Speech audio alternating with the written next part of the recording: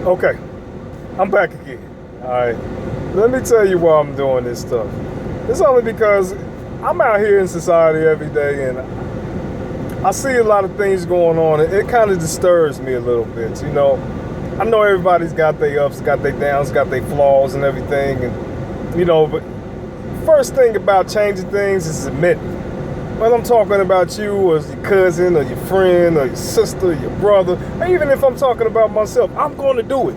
I don't mean to be disrespectful to nobody because everybody has their ways. I said that, right? But I found another issue that I wanted to talk about. And my first issue was about women. And now I want to talk about the men on our side, right? I don't get why men out here feel like they got to be players. If you want to be single and do your own thing, that's your own thing. I'm not going to hate on that.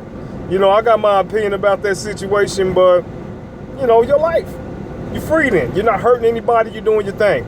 Especially if you're keeping it real with the person you're being real with. You know what I'm saying?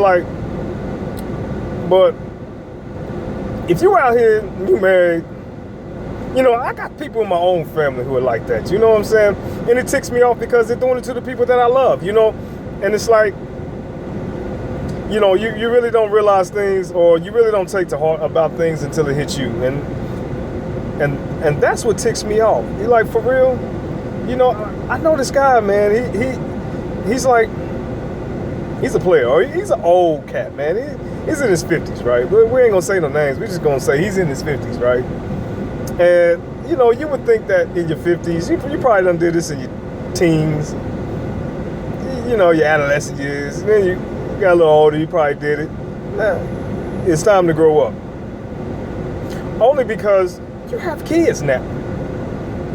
And you have grandkids now. And you have a wife now. I don't get it. And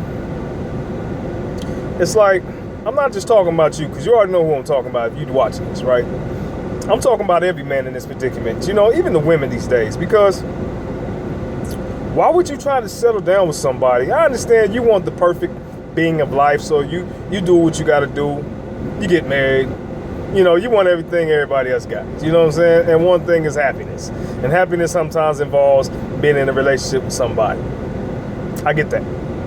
But why would you put yourself in a predicament where you're in a relationship with somebody, you cheat on that person, and guess what? 9 times out of 10, what the world has shown me, what God has showed all of us, is that you can probably end up killed by that person, say, or you can wind up being hurt by that person, say, or you can be in a predicament where you're being done to back that way.